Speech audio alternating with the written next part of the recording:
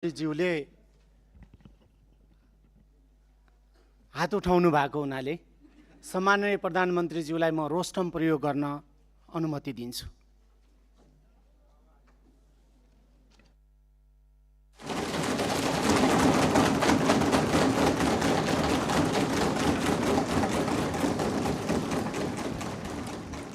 सम्माननीय सभामुख महोदय, मान्य सदस्यज्यूहरूले धेरै दिनदेखि प्रश्न सोध्न खोज्नु भएको रहेछ, त्यसको निम्ति समय दिन हजुरलाई अनुरोध गर्न चाहन्छु।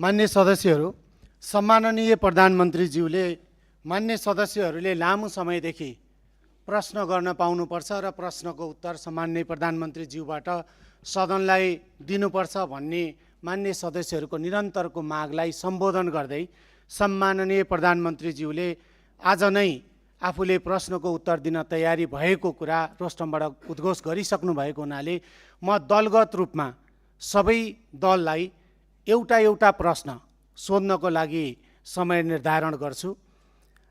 म हरेक दलले 2 मिनेटभित्र के भयो मान्य सदस्य, मेरो भनाइ सक्न बाँकी नै छ, म यहाँलाई समय दिन्छु। सबै दललाई म 2 मिनेटको समय उपलब्ध गराउँछु र 2 मिनेटभित्र आफ्नो दलको तर्फबाट सम्माननीय प्रधानमन्त्रीज्यूलाई प्रश्न गरिदिनको लागि म जानकारी गराउँछु। सर्वप्रथम विपक्षी दल नेपाली कांग्रेसलाई आफ्नो प्रश्न राख्न 2 मिनेटभित्र सम्माननीय प्रधानमन्त्रीज्यूलाई प्रश्न राख्न समय दिन्छु।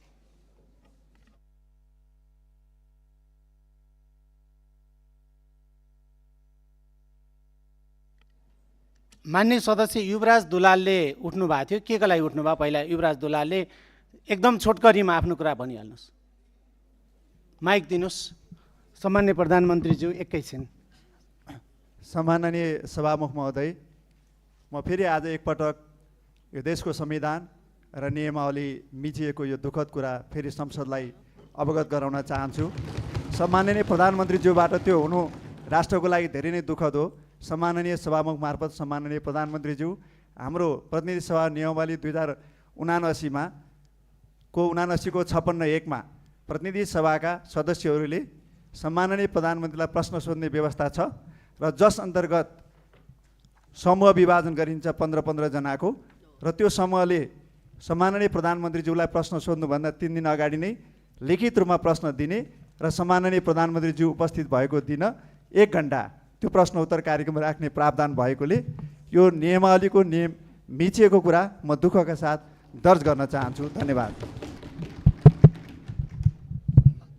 मान्य सदस्य ऐन महर 1 मिनेटभित्र आफ्नो कुरा भनिहाल्नु। सम्माननीय सभामुख महोदय, सम्माननीय प्रधानमन्त्रीज्यू सदनमा आउने कुरा र सदनलाई सम्बोधन गर्न चाहने विषयप्रति म सम्मान व्यक्त गर्न चाहन्छु, धन्यवाद व्यक्त गर्न चाहन्छु र सँगसँगै म एउटा मेरो नियमापत्ति दर्ज गर्न चाहन्छु। हामी संविधान र नियमावली भन्दा माथि कोही पनि छैनौँ। सभामुखज्यू पनि हुनुहुन्न, प्रधानमन्त्रीज्यू पनि हुनुहुन्न, हामी मान्य सदस्य पनि छैनौँ। र प्रतिनिधि सभा नियमावली 2079 को नियम 56 को उपनियम 3-4 मा 1 देखि 5 सम्म प्रश्न व्यवस्था गरेको छ। प्रधानमन्त्रीज्यूसँगको प्रश्नोत्तरको सन्दर्भमा 3 दिन अगाडि प्रश्न दर्ज गर्ने र 15 वटा प्रश्न सोध्न सकिने र अनि प्रधानमन्त्रीले प्रश्न को जवाफ दिनुपर्ने भन्ने कुरा बडो स्पष्टसँग व्याख्या गरेकोले यो सामान्य प्रधानमन्त्रीज्यूबाट यस्तो खालको नियम विपरीतको काम नहोस् र माननीय सदस्यहरूका लिखित प्रश्नहरू लिइयोस्। त्यो लिखित प्रश्नहरूको जवाफ दिने कुरामा सामान्य प्रधानमन्त्रीज्यूले यसमा ध्यान दियोस् भन्न चाहन्छु र यो मेरो नियम आपत्ति दर्ज गर्न चाहन्छु। मान्य सदस्यलाई मैले यहाँको दललाई समय दिइसकेको हुनाले बस्नुहोस्।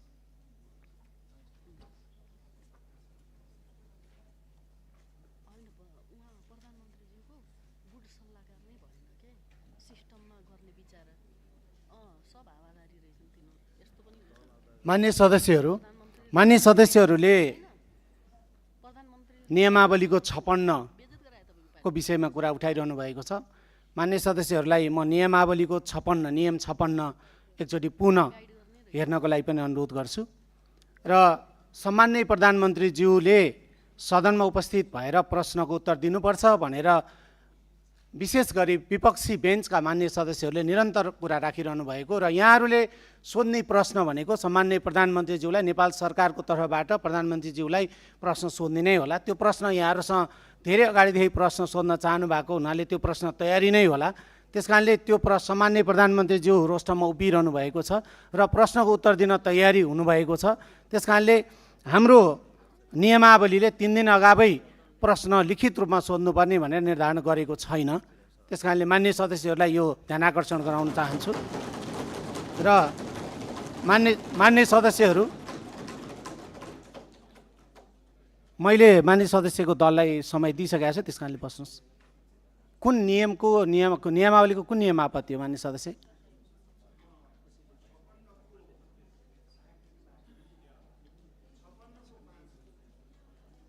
मान्य सदस्य, मलाई जानकारी छ। मान्य सदस्य बस्नुहोस्। मैले यहाँको दललाई समय दिइसकेको छु। हामी प्रश्न उत्तरतिर जाउँ। मान्य सदस्यहरूलाई मैले विपक्षी दल सर्वप्रथम विपक्षी दल नेपाली कांग्रेसलाई मैले 2 मिनेटको समय दिएको छु।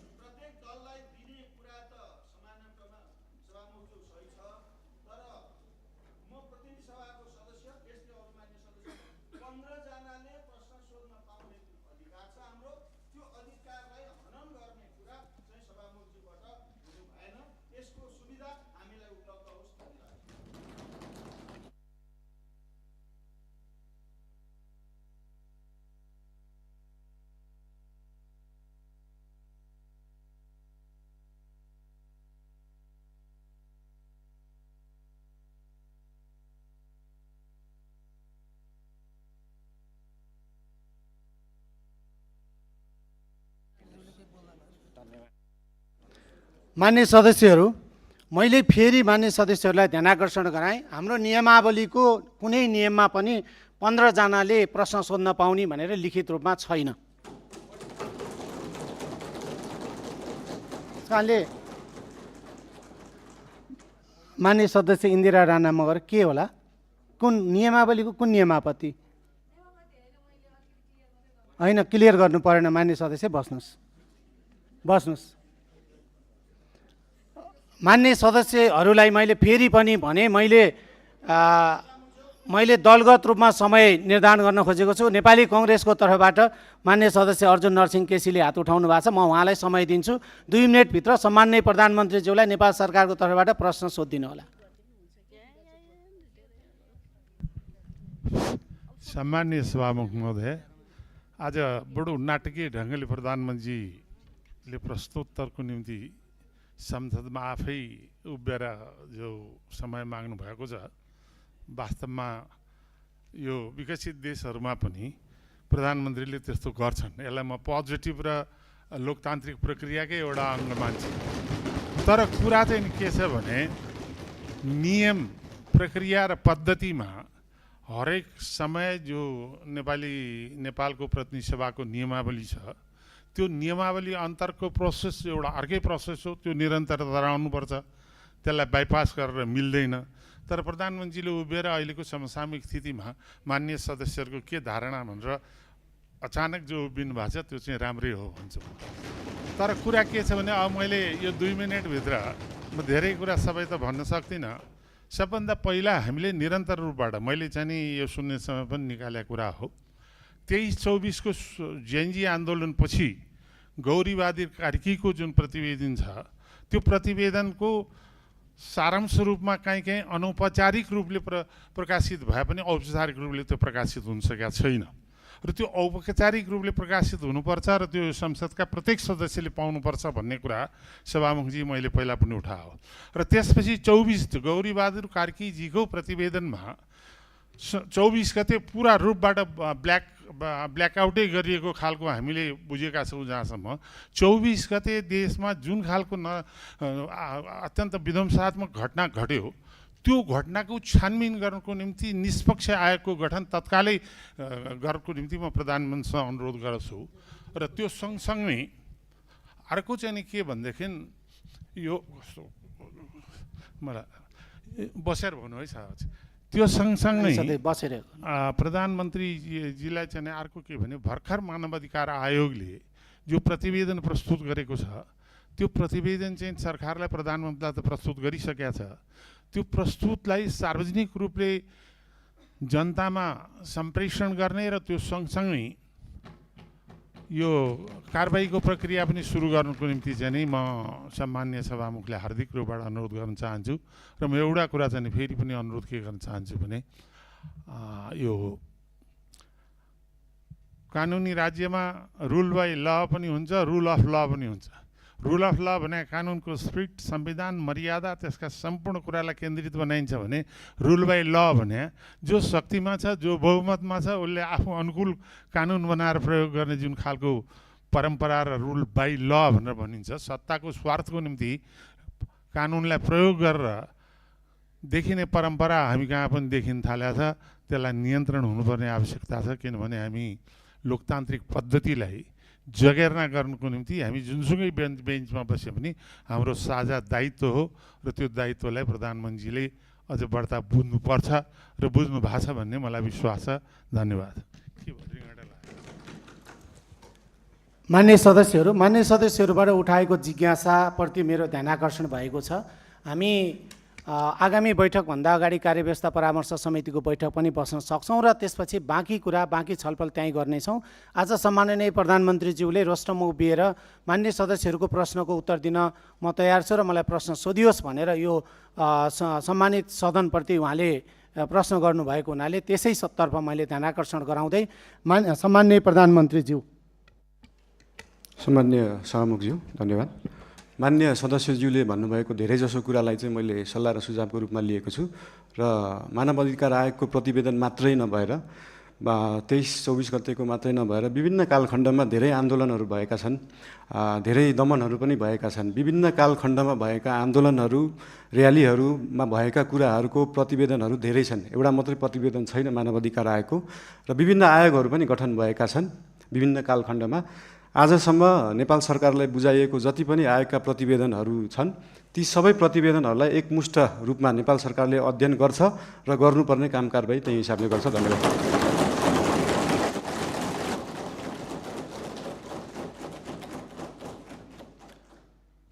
म विपक्षी बेन्चका नेकपा एमालेको तर्फबाट प्रश्न राख्न समय दिन्छु। समय 2 मिनेट।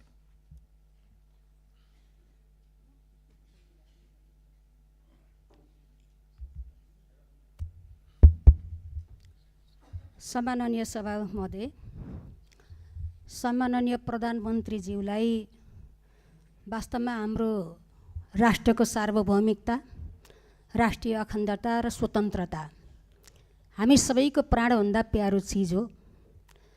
आज नेपालको भूमि हामीले दावा गरिरहेका छौँ, नक्सा जारी भइसकेको छ। त्यो भूमिमा त्रिपक्षीय सरकारको ठाउँ नेपाल, चाइना र भारतको, तर आज नेपाललाई व्यवस्था गरिकन भारत र चाइनाका तर्फबाट द्विपक्षीय समझदारी कायम गरेर जुन व्यापारिक मार्ग निर्माण गर्ने काम धमाधम भइरहेको छ, यो सन्दर्भमा नेपाल सरकारको धारणा के छ, सरकारले के गरिरहेको छ भन्ने सन्दर्भमा म प्रधानमन्त्रीज्यूसँग चासो राख्न चाहन्छु। धन्यवाद। सम्माननीय प्रधानमन्त्रीज्यू। माननीय सदस्यज्यू, लिपुलेक लिम्पियाधुरा सम्बन्धी बुझ्न खोज्नु भयो जस्तो लागेको थियो। यस सम्बन्धी नेपाल सरकारले अफिसियल रूपमा डिप्लोमेटिक नोट भारत सरकारलाई पठाइसकेको छ र त्यसको जवाब पनि आएको छ। त्यो जवाबमा चाहिँ दुईटै सरकारले आफ्नो इतिहासविदहरू राखेर, आफ्नो सर्वेयरहरू राखेर, आफ्नो भूमि सम्बन्धी जानकारी भएका व्यक्तिहरू राखेर टेबल टक मार्फत यो कुरालाई समाधान गर्ने कुरा भएको छ र यस सम्बन्धी हामीले भारत र चाइनालाई मात्रै नभएर इङ्ल्यान्ड सरकारसँग पनि कुरा गरेछौँ। उहाँहरूले ब्रिटिस इन्डिया छोड्दै गर्दाखेरिको समस्या अहिलेसम्म हाम्रोमा भइरहेको हुँदाखेरि यसमा चाहिँ इङ्ल्यान्डले पनि सरकार राख्नुपर्छ भन्ने हाम्रो मान्यता हो। यो सबै कुराहरू टेबल टक डिप्लोमेटिक हिसाबले भएर समाधान हुने जानकारी गराउन चाहन्छु। धन्यवाद।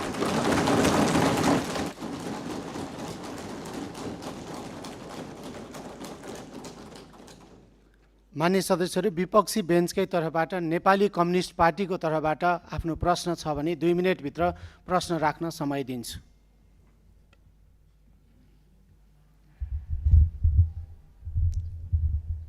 सम्मान्य सभामुखज्यू, सम्मान्य प्रधानमन्त्रीज्यू आज संसदमा उपस्थित हुनुभएको छ। यो लोकतान्त्रिक परिपाटीलाई उहाँले आत्मसात गरेर सार्वभौम संसदमा उपस्थित भएर प्रश्नको उत्तर दिने जुन जमर्को गर्नुभएको छ त्यसको निमित्त म सम्मान्य प्रधानमन्त्रीज्यूलाई हार्दिक धन्यवाद दिन चाहन्छु। म खास गरिकन 2टा प्रश्न यहाँ राख्न चाहन्छु। आज यो तयारी त्यति हाम्रो पुगेको छैन। सम्मानज्यू आइहाल्नुभयो, प्रश्न माग गर्नुभयो, त्यसैले गर्दाखेरि त्यो माग अनुसारको यो प्रश्न राख्नुपर्ने एउटा जिम्मेवारी बोध भएको छ। एउटा कुरो के छ भने हामीले राष्ट्रिय सम्मानलाई अत्यन्त महत्त्वका साथ हेर्नुपर्छ। कुनै पनि बेला हामी सम्मानपूर्वक जिउने कुरामा हामी प्रतिबद्ध हुनुपर्छ। मैले यो सन्दर्भ लिस्ट डेभलप कन्ट्रीको एलडिसीको ग्रेजुएसनको सन्दर्भ उठाइरहेको छु। यो वर्ष हामी लिस्ट डेभलप कन्ट्रीको ग्रेजुएसन हुने अवस्थामा थियौँ। यसले हाम्रो राष्ट्रिय सम्मान बढाउन सक्थ्यो, आत्मविश्वास बढाउन सक्थ्यो, ताकि त्यसले गर्दाखेरि हामी अन्तर्राष्ट्रिय समुदायमा नेपाल अल्पविकसित होइन भन्ने खालको एउटा अनुभूति लिएर हामी हिँड्न सक्थ्यौँ। तर केही वस्तुहरूको निर्यातको सुविधाको निमित्त यो अवसरलाई हामीले अहिले 2 वर्षको निमित्त एक्सटेन्ड गर्ने सोचाइ बनाएको छौँ। म सम्मान्य प्रधानमन्त्रीज्यूबाट यो कुराको स्पष्ट रूपमा सकिन्छ भने हामी अहिले सबै यो इन्डिकेटर्सहरूबाट हाम्रो जिएनआई पर क्याप्टाबाट पनि हामी सम्पूर्ण कुराबाट हामी ग्रेजुएसनको निमित्त फिट भइसकेको छौँ। त्यसैले गर्दाखेरि यही वर्षबाट ग्रेजुएसनको निमित्त हामी तयारी हौँ भन्ने म अनुरोध गर्न चाहन्छु। अर्को कुरो, सामान्य प्रधानमन्त्रीज्यू गरिबप्रति अत्यन्त उहाँ संवेदनशील हुनुहुन्छ। उहाँले त्यस सम्बन्धी गीत पनि गाउनु भएको छ। म के अनुरोध गर्न चाहन्छु भने अहिले जुन किसिमको सुकुम्बासी समस्याहरूमा डिल गर्न खोजिएको छ त्यो राज्यको तर्फबाट त्यो बिल्कुल सही तरिका भएन। उनीहरूको व्यवस्थापनको निमित्त एउटा उपयुक्त रणनीति तयार गरेर अगाडि जानुपर्ने थियो। त्यति मात्रै होइन, अहिलेको बजेट यो माथिल्लो तल र मध्यम वर्गको निमित्त मात्रै छ। निम्न मध्यम वर्गीय र गरिबको मुखी यो बन्न सकेको छैन। बजेटको डिस्कसनको बारेमा हामी यसमा थुप्रै प्रश्न उठाउनेछौँ, तर यसबारेमा सम्मान्य प्रधानमन्त्रीज्यूको आफ्नो सोच विचार र कसरी यो राष्ट्रिय अर्थतन्त्रलाई हाम्रो अर्थ राजनीतिलाई लैजाने भन्ने बारे पनि यहाँको सोच हामी जान्न चाहन्छौँ। धन्यवाद। सम्माननीय प्रधानमन्त्री। धन्यवाद सम्मान्य सभामुखज्यू। यो उदाहरण एउटा दिन चाहन्छु। यो लिस्ट डेभलप कन्ट्रीबाट डेभलपिङ कन्ट्रीमा जाने अथवा डेभलपिङ कन्ट्रीबाट डेभलप कन्ट्रीमा जानेमा हाम्रै छिमेकी राष्ट्र चीन, चाइना चाहिँ अस्ति भर्खरै डेभलपिङबाट डेभलपमा गएको थियो, जबकि त्यो डेभलपमेन्टको पराकाष्ठा नागिसकेको देश हो त्यो। यो कुराहरू चाहिँ एकदमै स्ट्राटेजिक रूपमा सरकारले सोच्नुपर्छ जस्तो लाग्छ। अहिले नै हामीले एलडिसीबाट ग्रेजुएट हुँदै गर्दाखेरि हाम्रो ट्रेडका कुराहरू, हामीले निर्यात गर्ने विषय वस्तुहरूमा चाहिँ लाग्ने करहरू अहिले छुट पाइन्छ। हामी चाहिँ निर्यातमुखी हुनुपर्छ। देशमा उत्पादन भएको चिजहरू चाहिँ विभिन्न राष्ट्रहरूमा हामीले एक्सपोर्ट गर्न पाऊँ भन्ने हिसाबले 2 वर्षलाई त्यसलाई टारेका हौँ। त्यसलाई अहिले आत्मविश्वास बढाउने भन्दा पनि देशलाई पैसा चाहिएको छ, पैसा बढाउनेतिर ध्यान गएको छ हाम्रो।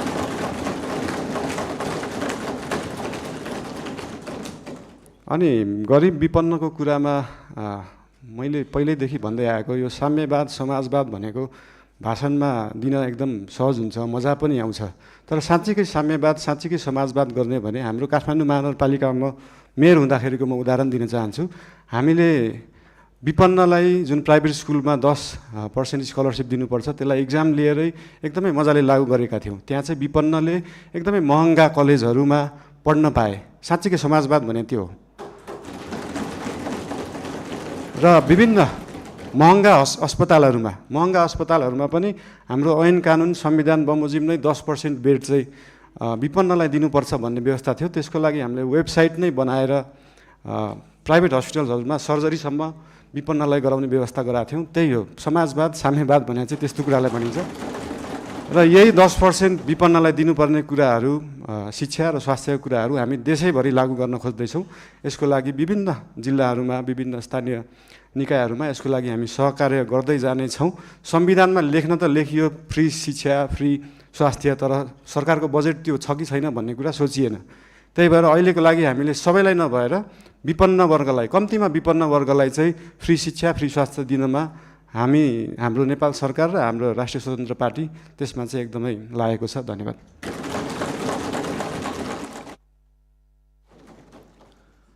विपक्षी बेन्चकै तर्फबाट श्रम संस्कृति पार्टीको लागि म समय दिन्छु। 2 मिनटभित्र आफ्नो प्रश्न छ भने राख्नुहोस्। हेलो, सम्माननीय सभामुख महोदय, सम्माननीय प्रधानमन्त्रीज्यू, निकै लामो समय पछाडि आज प्रश्न गर्नु पाइयो। तर कता कता हामीले नियमावलीलाई अलिकति ख्याल गर्नुपर्छ होला भन्ने लाग्छ। विधि र विधिको शासन हामीले कायम गर्नुपर्छ भन्दै म यहाँ 3-4वटा प्रश्न राख्न चाहन्छु। सबैभन्दा पहिला सुकुम्बासी र यो अव्यवस्थित समस्या लामो समयदेखि चर्किँदै आएको, यो व्यवस्थापन साँच्ची नै सामाजिक सञ्जालमा मात्र हुन्छ कि व्यवहारमा हुन्छ, यो कहिलेसम्म हुन्छ भन्न चाहन्छु।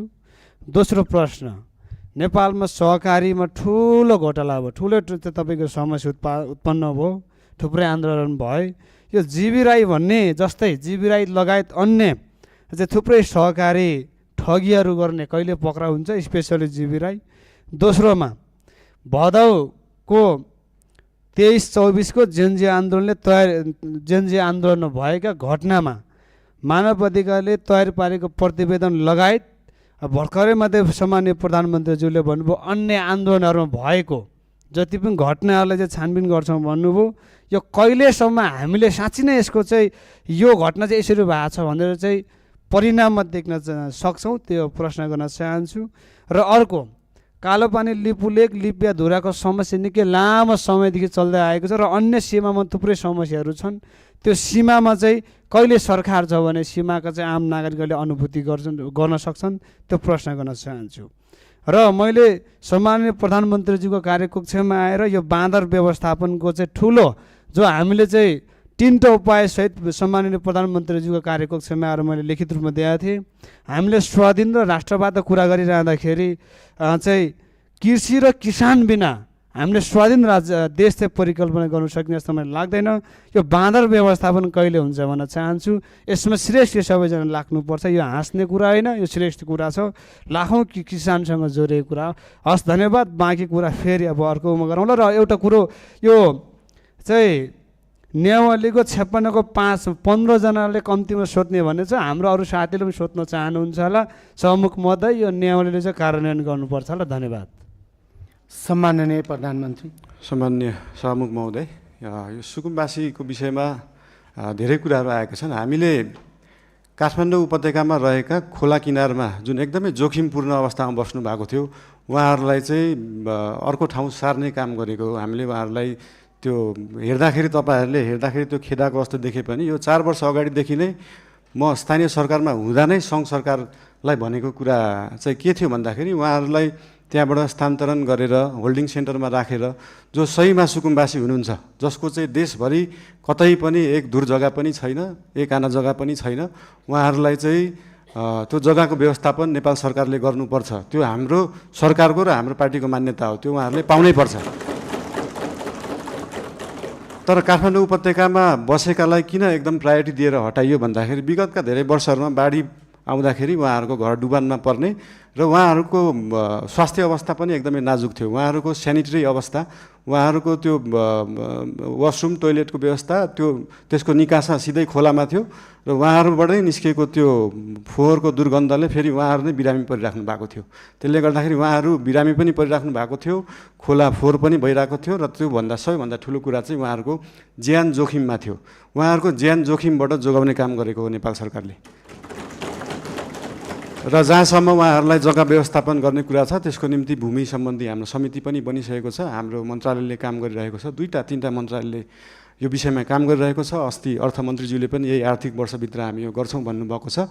यसको लागि जति समय लाग्छ त्यति समय लाग्छ, हतार गरेर हुँदैन। यो चिजलाई चाहिँ जति समय लाग्छ, 35 वर्षमा नभएको चिज 35 मिनटमै नखोजौँ, त्यसलाई अलिअलि केही समय लाग्छ। र लिपुलेक लिम्पियाधुराको बारेमा उहाँले सोध्नुभयो, अघि पनि भनिसकेँ। यो चाहिँ डिप्लोमेटिक रूपमा टेबल टक। तपाईँहरूलाई एउटा कुरा अचम्म लाग्छ होला, मैले पनि अस्ति प्रधानमन्त्री भएपछि नै थाहा पाएँ, भारतले नेपालको जग्गा मात्र होइन, नेपालले पनि भारतको जग्गा धेरै ठाउँमा मिचेको रहेछ। अनि यो कुरा चाहिँ अस्ति भर्खरै थाहा पायो। त्यही भएर दुईटै देशले अध्ययन गरेर हामीले मिचेको छौँ, उहाँहरूले मिच्नु भएको छ, के छ त्यसलाई चाहिँ बसेर एउटा साथीको रूपमा समाधान गर्ने चाहिँ हामीले सोच राखेका छौँ। धन्यवाद। सहकारीको विषयमा पनि सोध्नु भएको थियो। सहकारीको विषयमा पनि अहिले एउटा कोष खडा गरेको छ र बाहिर न्युजमा आए जस्तो नेपाल सरकारको पैसा गएको मात्रै जस्तो देखिन्छ। हामीले सहकारीबाट उठाएको पनि पैसा छ। अस्ति लास्ट विकको रिपोर्ट हेर्दाखेरि 3 करोड जस्तो सहकारीबाट उठाइएको थियो, 50-60 लाख जस्तो दिएको थियो। यसको मतलब सरकारको पैसा गइरहेको होइन, हामीले सहकारीहरूबाट उठाएरै उहाँहरू पीडितहरूलाई पैसा बाँड्ने हो। त्यसमा कुनै पनि कन्फ्युजन नराख्न अनुरोध गर्न चाहन्छु। धन्यवाद।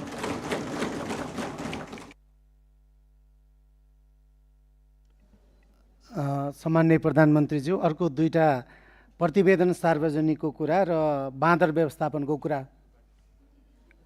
उहाँले यता प्रतिपक्षको तर्फबाट अघिको योभन्दा अगाडिको मान्य प्रश्नकर्ताले सदस्यले चाहिँ बाँदर व्यवस्थापनको कुरा र प्रतिवेदन सार्वजनिकको कुरा पनि राख्नु भएको छ। धन्यवाद। सामान्य सभामुखज्यू, प्रतिवेदनहरू अध्ययन समिति बन्छ।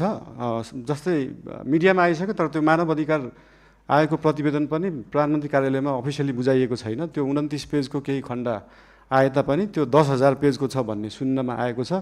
त्यो प्रतिवेदन हामी कहाँ नै अफिसियली रूपमा आइसकेका छैनन्। अनि त्यो प्रतिवेदन आएपछि हामी सार्वजनिक गर्छौँ नै। लगायत मैले अघि भने जस्तै देशभरि भएका विभिन्न घटना सम्बन्धी आयोगहरू बनेका थिए, आएका रिपोर्टहरू छन्। ती सबै रिपोर्ट अध्ययन समितिले अध्ययन गर्छ। उहाँहरूलाई अध्ययन गर्न जति समय लाग्छ त्यति समय चाहिँ लाग्छ। फेरि त्यो उहाँहरूलाई छिटो 2 दिनमै अध्ययन गरेर दिनु भन्न सकिने अवस्था छैन। त्यही भएर यो अध्ययन गरेर आएको रिपोर्ट चाहिँ नेपाल सरकारले सार्वजनिक गर्नेछ। र बाँदरको विषयमा त अस्ति मान्य महावीर पुनज्यूले पनि भन्नुभएको थियो, एकदमै गाह्रो विषय हो, एकदम सजिलो छैन। यो भन्ने बित्तिकै तपाईँले विश्वमा जहाँ पनि हेर्दाखेरि बाँदरले बाली खाने रोकथाम गर्दा कि त त्यो खेतलाई चाहिँ वायरिङ गरेर घेरेर राखिन्छ, त्यो एकदमै खर्चिलो हुन्छ, कि त जङ्गललाई नै वायरिङ गरेर राखिन्छ। त्यो मानव बस्ती र जङ्गली जनावरलाई चाहिँ छुट्याएर राखिने चलन छ। यस सम्बन्धी अध्ययन गर्न समिति पनि बनेको छ, अध्ययन भइरहेको छ। यो एकदमै पेचिलो विषय भएको भएर तुरुन्तै गर्न नसकिने चिज भएर यसलाई चाहिँ हामीले देश विदेश विभिन्न देशहरूमा कुन उपाय लाइएका छन्, हामी हत्या हिंसामा नजाउँ भन्ने सोच भएको भएर त्योभन्दा अल्टरनेटिभ उपाय के हुनसक्छ त्यो सोच्दैछ। अहिले समिति गठन भएको छ। त्यसको अध्ययन रिपोर्ट आइसकेपछि त्यो रिपोर्ट अनुसार सरकारले काम गर्नेछ। धन्यवाद। विपक्षी बेन्चकै तर्फबाट राष्ट्रिय प्रजातन्त्र पार्टीको तर्फबाट प्रश्न छ भने 2 मिनटभित्र आफ्नो प्रश्न राख्न समय दिन्छु।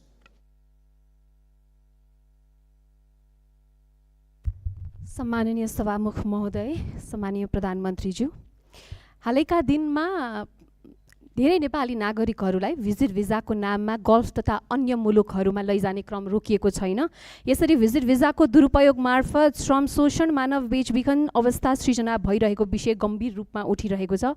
मैले यस विषयलाई संसदमा समेत उठाउँदै हजारौँ नेपाली नागरिकहरू विभिन्न बहानामा विदेश पुर्याउने र शोषणको चक्रमा फसाइने अवस्था रहेको कुरा उल्लेख गरेको नै थिए। यस सन्दर्भमा सरकारसँग मेरो प्रश्न छ, भिजिट भिजाको नाममा हुने यस प्रकारको अवैध श्रम आप्रवासन र मानव तस्करी नियन्त्रण गर्न सरकारसँग के कस्तो ठोस योजना छ? साथै सरकारले वैदेशिक रोजगारीको नाममा देखिएको संरचनागत शोषण रोक्न घरेलु श्रम डोमेस्टिक वर्क सम्बन्धी प्रतिबन्ध पूर्ण विचार गर्ने सोच राखेको छ कि छैन? र अघिल्लो सरकारमा सत्तापक्ष रहँदाखेरि भिजिट भिसा प्रकरणमा ठुलै उहाँहरूले बुलन्द आवाज उठाउनु भएको थियो। अहिलेको सदनमा सरकार पक्ष भइसकेपछि अहिले उहाँहरूको योजना के छ? अनि त्यसमा रेमिटेन्समा अत्याधिक निर्भर र उपभोगमुखी अर्थतन्त्रलाई उत्पादनमुखी र रोजगारी सृजनामा आधारित अर्थतन्त्रमा रूपान्तरण गर्न सरकारको दीर्घकालीन रणनीति के हो? र अर्को चाहिँ मेरो प्रश्न, विद्युतीय चुलोमा खाना पकाउनेदेखि सस्तो विद्युतीय मोटरसाइकल प्रयोग गर्ने र जाडोमा विद्युतीय हिटर बाल्नेसम्म यो सरकारले नेपाली मध्यम वर्गको जीवनशैलीलाई परिभाषित गर्ने एउटा महत्त्वपूर्ण सुविधा अर्थात् सस्तो विद्युत खोसेको छ। विद्युतीय सार्वजनिक यातायातको प्रयोग बढ्दै गएको अवस्थामा यसको असर मध्यम वर्गमा मात्र सीमित रहने छैन, दैनिक आवत जावतमा निर्भर न्यून आय भएका नागरिकहरू पनि बढेको लगतको मारमा पर्नेछन्। ऊर्जा खपतको वृद्धि सामान्यत अर्थतन्त्रमा सकारात्मक गुणक मल्टिप्लायर प्रभाव सिर्जना गर्ने कारक मानिन्छ, तर अब भने त्यो सम्भावना कमजोर बनेको छ। Increase energy consumption equals to positive multiplier effects on the economy भनिन्छ, नट एनिमोर। यसमा प्रधानमन्त्रीज्यूको के धारणा छ सोध्न चाहन्छु। सम्माननीय प्रधानमन्त्रीज्यू।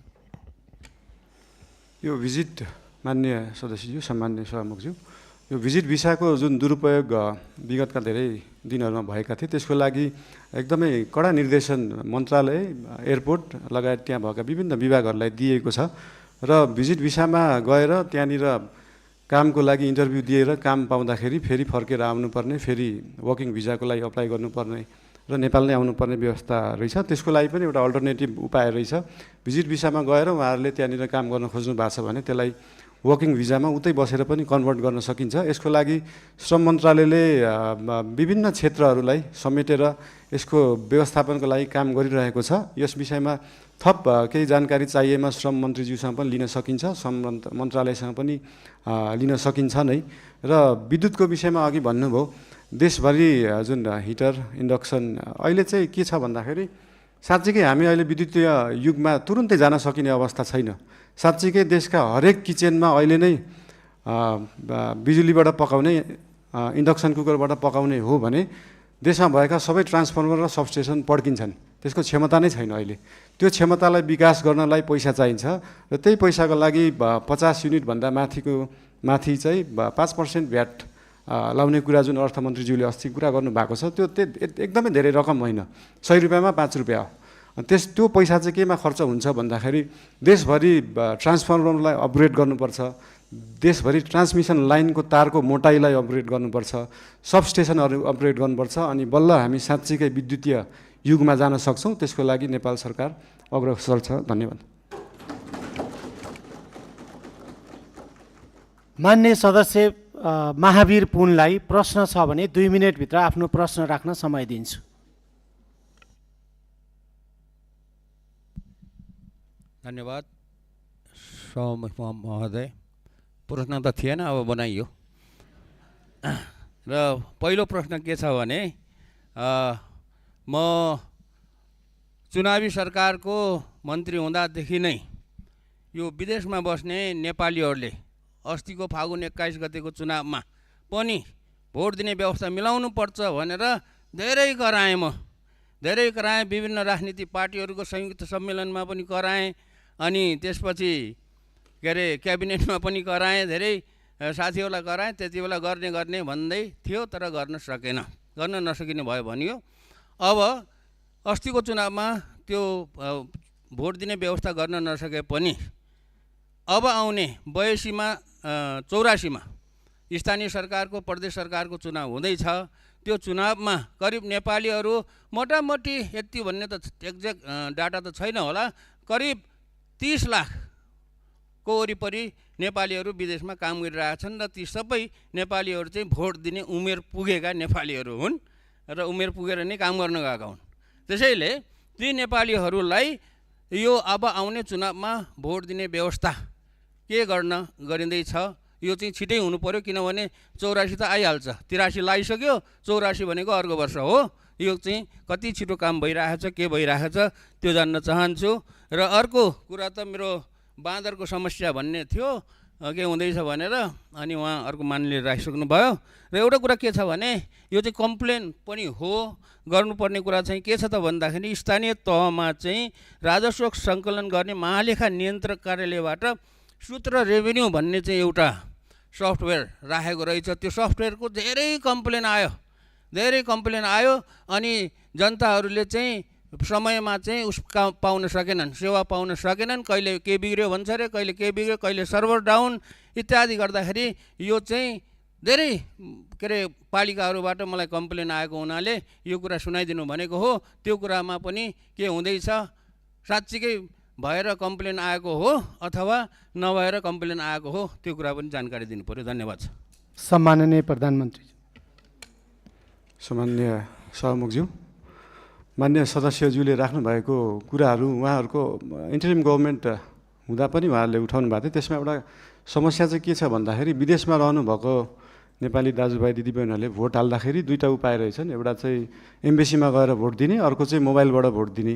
मोबाइलबाट भोट दिँदाखेरि चाहिँ अलिकति इन्फ्लुएन्स हुन सक्ने, किन भन्दाखेरि विदेशमा रहेका नेपालीहरूले भोट दिँदाखेरि कसैको इन्फ्लुएन्समा भोट नदियोस्, स्वतन्त्र रूपमा भोट दिनुपर्छ भन्ने कुराले त्यो त्यति बेला अल्झिएको जस्तो लाग्छ। अब त्यसको लागि एम्बेसीमा गएर भोट दिने कि त्यो प्रविधि मैत्री बनाउने भन्ने कुरा हो। यस विषयमा चाहिँ नेपाल सरकारले छलफल गरेर आगामी चुनावमा के कसो गर्न सकिन्छ यसको लागि अध्ययन गर्ने नै छ। र बाँकी त्यो सूत्रको विषयमा हाम्रो विज्ञान यो आइटीका मन्त्रीज्यूलाई यो सम्बन्धी सुन्नु नै भयो होला। उहाँलाई चाहिँ यो सम्बन्धी तुरुन्त व्यवस्थापन गर्न निर्देशन पनि दिन चाहन्छु। हस्, धन्यवाद।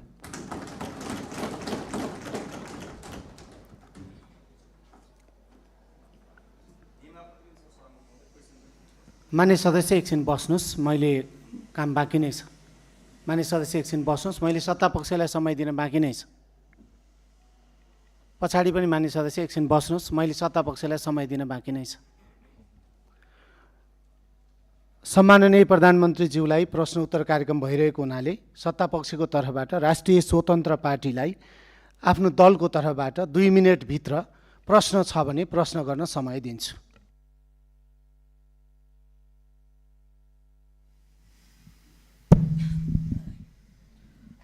सम्माननीय सभामुख महोदय, सर्वप्रथम त प्रश्नोत्तरको लागि सदनमा उपस्थित भएर आइदिनु भएकोमा म प्रधानमन्त्रीज्यू समक्ष सम्मान व्यक्त गर्न चाहन्छु।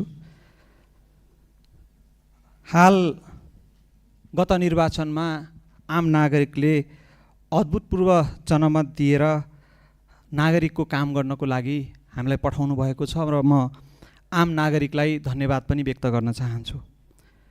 अहिले सुशासनको दृष्टिकोणबाट हेर्ने हो भने केही अघिसम्म घुस नखाई केही काम नहुने अवस्था थियो।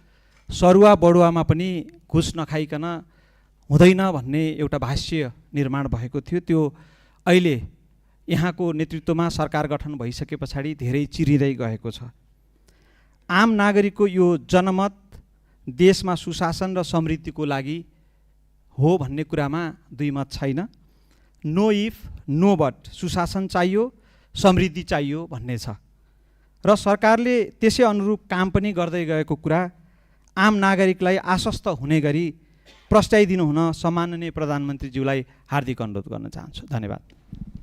सम्माननीय प्रधानमन्त्री। सम्माननीय सभामुख महोदय, मान्य सदस्यहरू, यस विषयमा हामीले विभिन्न समयमा भन्दै पनि आएका छौँ। हाम्रा माननीय मन्त्रीज्यूहरूले, पार्टीका सभापतिज्यूले पनि भन्दै आउनुभएको छ। हामीले पहिलो वर्षलाई चाहिँ सुशासनको वर्षको रूपमा लिएछौँ। सुशासन भन्दैमा फेरि हामीले विकास नै गर्दैनौँ, पूर्वाधार नै बनाउँदैनौँ भन्ने चाहिँ होइन। तर यो वर्षलाई चाहिँ पूर्ण रूपमा हाम्रा माननीय मन्त्रीज्यूहरू र विभिन्न क्षेत्रमा रहनुभएका, विभिन्न क्षेत्रबाट आउनुभएका माननीय सांसदज्यूहरू, उहाँहरूको निगरानीमा पनि विभिन्न क्षेत्रहरू हुन्छन्, विभिन्न पालिकाहरू छन्, विभिन्न निकायहरू छ। हाम्रो नेपाल सरकार र राष्ट्रिय स्वतन्त्र पार्टीले चाहिँ यो पहिलो वर्ष पूर्ण रूपमा देशलाई चाहिँ सुशासनतर्फ लाने, व्यतिथिहरूलाई हटाउने, यो भ्रष्टाचार एकदमै बलियो जरा बनाएर बसेको भ्रष्टाचारलाई चाहिँ निर्मूल गर्न चाहिँ नेपाल सरकार, हाम्रो पार्टी एकदमै तत्पर रहेको छ। यो चिज विभिन्न कार्यालयहरूमा जाँदा, मालपोत कार्यालय, company registrar, blue book renew गर्दा विभिन्न ठाउँहरूमा जाँदा देख्नु पनि भएको छ होला र यसलाई नेपाल सरकारले निरन्तरता दिनेछ। धन्यवाद। मान्य सदस्यहरू, सम्माननीय प्रधानमन्त्रीज्यूले प्रश्न उत्तर कार्यक्रममा सहभागी जनाउनु भएको र आजको लागि सम्माननीय प्रधानमन्त्रीज्यूलाई प्रश्न उत्तर कार्यक्रम यहीँ समाप्त भएको घोषणा गर्दछु र सम्माननीय प्रधानमन्त्रीज्यूलाई आफ्नो स्थानमा स्थानान्तरण गर्न धेरै धेरै धन्यवाद।